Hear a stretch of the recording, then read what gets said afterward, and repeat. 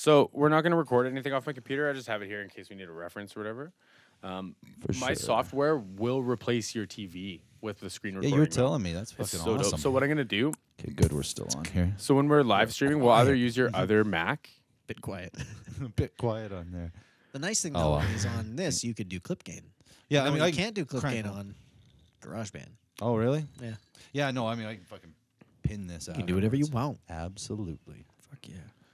Well, here we are. Here we are. Hey, cheers. 1,600 subs on YouTube. Oh, look at that. Cheers. Cheers. Half right there, bud. There we go. So I'm going to take a little bit of the intro here just because... So for the sake of the platforms... And this is like open for discussion, but I'm going to make a statement. So just because I have the platform, we're going to post it there for now. Yep. And I will continue the podcast on my own accord moving forward.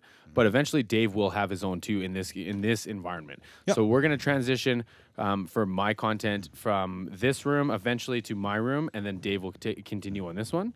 But for those of you watching on my Patreon, my YouTube channel, this is going to be an ongoing thing. So I'm so excited I can barely even fucking get into this. Like, oh, fuck, man. Me too. I've been fucking just all day, like, thinking, yeah, we're going to set this up, get it all looking good, sounding good, and fucking, yeah. Oh, the headphones brings, like, every time we add another element, it makes it cooler for me. Like, when Kevin and I were doing the reactions, we added the second mic. It was like, oh, we can do this and have fun. We don't have to look at each other each time. Make sure that, like, oh, I don't know if it's going to work. Are you close enough? Am I yelling too much?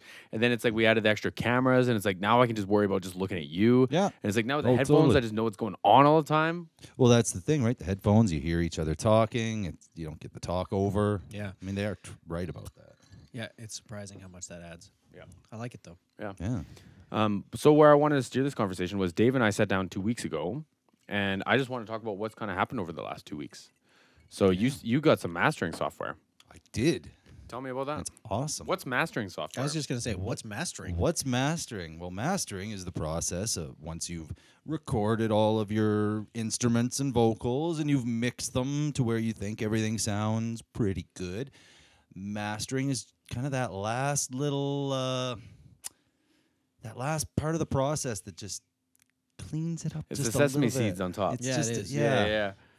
It's the just, presentation, the final presentation. it's just that extra little smoothness and fullness, everything. And see, I think like mastering, because like the problem is I don't know enough about mastering, and I haven't spent that much time in a studio. But it just goes to show like the neglect that happens to something that's so important. Well, it used to be from when we did record pressing. So like record pressing at the end stage, the mastering process was to lacquer the final record to smooth it, was to smooth out all the edges and things like that, and that created a different sound. And then after that, they started adding things to the process, the final process, to make it louder and to make it EQ differently for radio and things like that. And then it kept going further digitally. Well, and originally, if I'm not mistaken, it was even just for the grooves in the vinyl, because if it was too much, it would. Yeah, you couldn't fit all the tracks on there, or you'd skip the needle or something. Yeah. When I went to Memphis, a friend of mine was recording at this Maverick, I think is what it was. In Memphis? Yeah. That's the studio? Yeah. I don't know. It's not Maverick. Maverick City? No. I'm thinking of it wrong. It was the other. It was the other one. Damn it! It'll come to my head. Anyways, if I remember it, I'll. Yeah. But anyways, what he was taking us through a tour of the studio, and the studio had the original. So this place was the second location when Stax was getting recorded. Oh yeah. So in in Stax Motown. Records. Yeah. Yeah. Motown. So this was the secondary location that they used for all the like mastering and recording. Yep. That was happening in Memphis at the time. So yeah, Stax was the main one, and then the secondary one was where he was. 1957 as Satellite Records. Wow. Yeah. They But I changed was to watching Stack a dude Records. lacquer.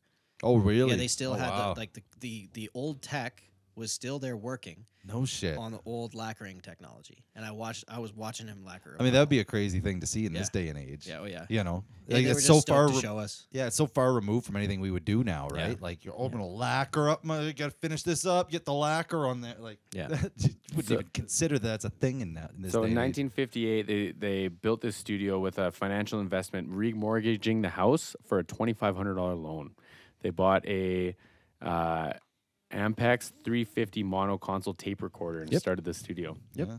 Yeah, how cool is that? Yeah, 100%. Man, I wish I could remember what the hell it'll probably come to me, but Well, when it does. yeah.